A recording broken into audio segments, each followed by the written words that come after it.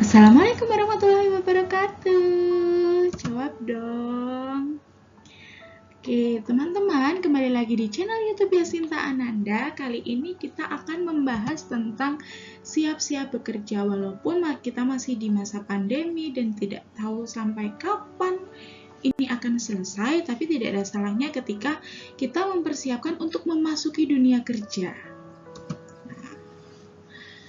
Semoga teman-teman selalu dalam kondisi kesehatan jiwa dan raga yang baik, imunitas tubuh yang tinggi, dan selalu dalam lindungan Allah Subhanahu wa Ta'ala. Nah, tidak bosan saya mengingatkan untuk selalu mematuhi protokol kesehatan, jaga jarak dengan orang lain, hindari kerumunan, selalu pakai masker, sering cuci tangan, dan tetap di rumah aja. Please. Nah, jangan lupa teman-teman sebelum melihat video ini sampai selesai, klik subscribe, like, komen, dan share di seluruh akun sosial media yang kalian punya. Terima kasih.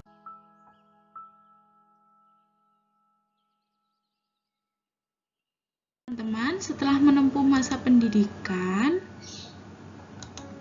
baik itu kita sudah lulus dari perguruan tinggi maupun kita lulus sekolah menengah kejuruan atau sekolah menengah atas, ada tahap berikutnya yang kita masuki gitu ya, adalah kita menjadi tenaga kerja profesional.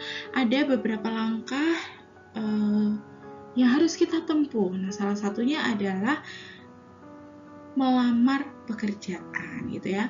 Selain persiapan secara pribadi yang harus kita penuhi.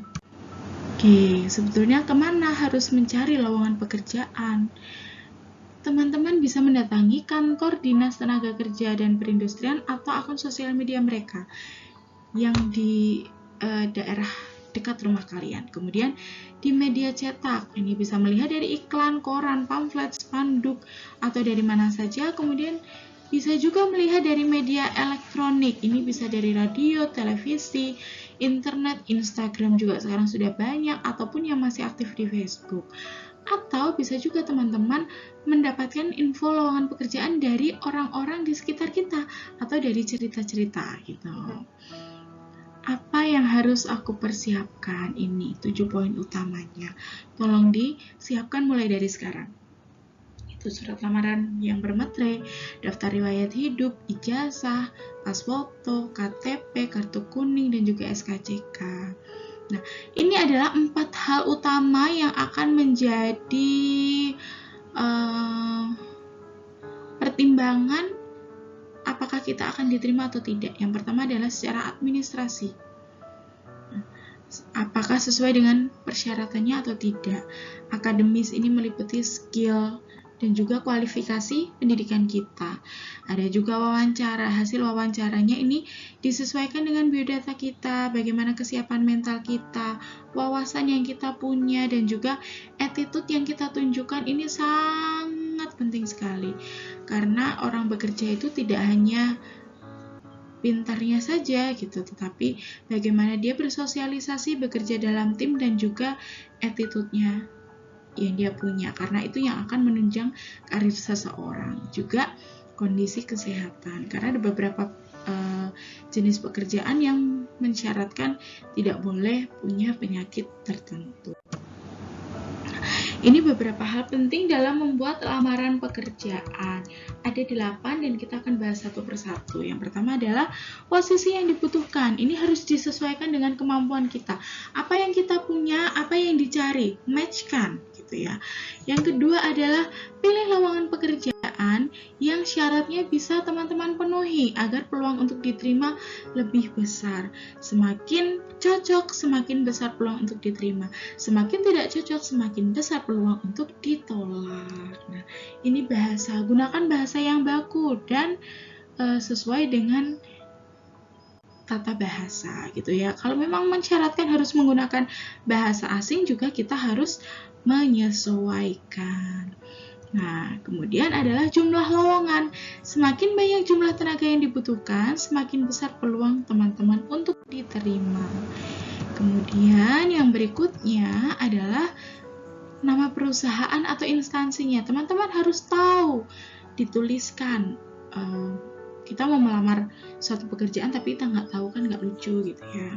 Kemudian masa penerimaan lamaran ini, serahkan lamaranmu sesuai dengan batas waktu yang diberikan, jangan sampai terlambat dan kita menyesal, apalagi kalau lowongan itu adalah pekerjaan yang sudah kita impi-impikan.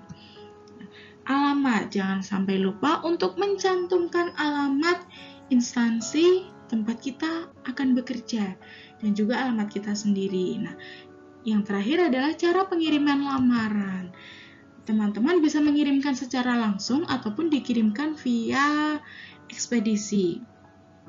Nah, ada keuntungannya ketika kita menyerahkan berkasnya secara langsung, yaitu kita bisa tahu bagaimana situasi tempat calon kita bekerja.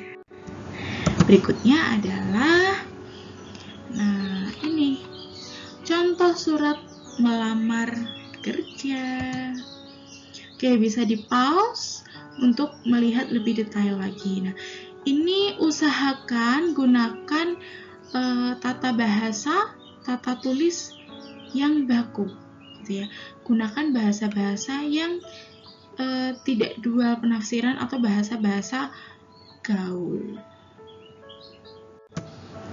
Dan selanjutnya adalah tentang CV. Ini ada beberapa trik sih untuk CV. Yang jelas CV itu harus, contohnya nggak harus seperti ini, tapi buatlah CV itu yang paling menarik dan unik, sehingga orang itu kalau buka itu tertarik untuk lihat dan penasaran untuk baca. Semakin CV yang kita buat itu monoton, semakin orang tidak tertarik untuk membaca itu. Walaupun isinya misalkan isinya banyak nih di sini, prestasinya banyak, keterampilannya banyak, tapi dibuat tidak menarik, orang juga nggak akan penasaran untuk melihat, apalagi membaca gitu ya. Nah, itu dulu teman-teman. Terima kasih sudah menyaksikan video ini. Sampai jumpa. Silakan jika ada beberapa hal yang ingin didiskusikan, bisa langsung dituliskan di kolom komentar. And I'll see you on my next video. Wassalamualaikum warahmatullahi wabarakatuh.